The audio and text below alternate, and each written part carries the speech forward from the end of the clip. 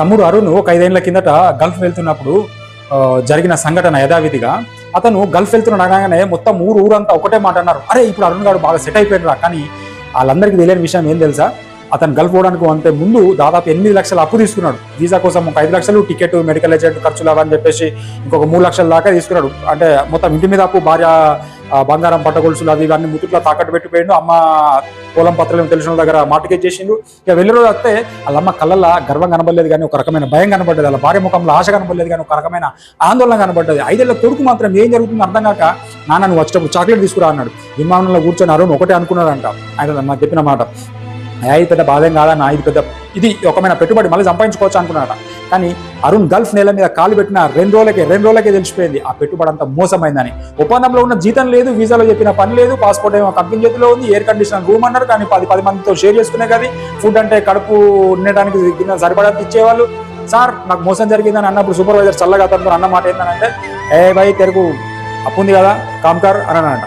అప్పుడే అసలు జైలు జీవితం లాంటి బంధనం అరుణ్కి మొదలైపోయింది. ప్రతి నెల సరిపడనంత జీతం వచ్చేది, కానీ అంత అప్పుకు వడికే అంత వీకేది. ఇంట్లో వాళ్ళు అందరూ ఎదురు చూస్తున్నారు, అరే మనం ఎప్పుడు బాగుపడతాం రా, మనం ఎప్పుడు జరుపుకుంటాం రా అని. బ్యాంక్ నుంచి వెళ్ళి ఫోన్లు వచ్చేటి, ఫైనాన్స్ వాళ్ళ నుంచి వెళ్ళి హెచ్చరికలు వచ్చేటి. అంటే ఫైనాన్స్ అంటే వాళ్ళు ఇచ్చిన వాళ్ళు, ఊర్లో అందరూ రకరకాల వ్యంగ్యం మాటలు మాట్లాడేవాళ్ళు. అరే వీడు గల్ఫ్ పోయిండు కానీ పైసలు పంపించట్లేదు, ఇలా కంపెనీలో 3 నెలల నుంచి జీతం ఆపేసారు, కారణం ప్రాజెక్ట్ క్లాస్, రూమ్లో కూడా అటాక్తో పడిపోయి ఇంకో కూడా పారిపోవడానికి ప్రయత్నించి పోలీసు వాళ్ళ చేతిలో ఎగి రకరకాల గొల్లెంలో ఇరుక్కున్నాడు. ఒకరోజేమో అలా భార్య ఫోన్ చేసి వీడియో కాల్లో కన్నీళ్ళు దాచుకుంటూ అడిగిందంట, అరుణ్ మనం ఇంకెన్ని రోజులు అరుణ్, ఇంకెంత కాలం అరుణ్ ఇట్లా అని చెప్పేసి అడిగేసరికంటే పాపం అతనికి నోట్లే సమాధానం లేదు, ఏం చెప్పాలని అర్థం కాలేదు. చూస్తుంటే వాళ్ళ అమ్మ ఆరోగ్యం కూడా బాగా పాడైపోయింది, డబ్బు పంపించలేకపోతున్నాను ఒక మదన పడుతున్నాడు. అమ్మ ఒకటే మాట అందంట, బిడ్డ నువ్వు ఎక్కడున్నా బాగుండాలిరా, నువ్వు బాగుంటే చాలరా అన్నారట.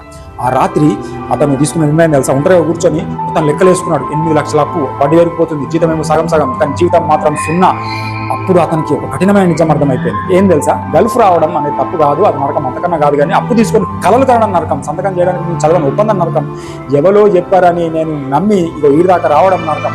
1 సంవత్సరం గడిచింది, అతను పెద్ద సంపాదించుకోలేదు, చేతిలో పెద్ద డబ్బేం లేదు, కానీ పగిలిపోయిన తన అహంకారంతో, జీవితం పైన ఒక స్పష్టమైన అవగాహనతో ఇండియాకి తిరిగి వచ్చిండు. ఊరంతా నవ్వింది, వీసా డబ్బులు కూడా రికవర్ కాలేదు, అదన్నా ఇదైతే అవును రికవర్ కాలేదు, కానీ ఒక విషయం మాత్రం అతను రికవర్ అయింది. ఏం తెలుసా, బుద్ధి. చిన్న వ్యాపారం మొదలు పెట్టాడు, ఉదయం మార్కెట్లో కూరగాయలు, సాయంత్రం డెలివరీలు. కష్టమైపోయింది, చాలా కష్టమైపోయింది, కానీ ఇంట్లోనే ఉన్నాడు. కొడుకు ప్రతిరోజు అతను ఊళ్ళో నిద్రపోయేవాడు. భార్య ముఖంలో మళ్ళీ గౌరవం వచ్చింది, ఎందుకంటే ప్రతి భార్యకి భర్త తన పక్కన ఉంటేనే గౌరవం.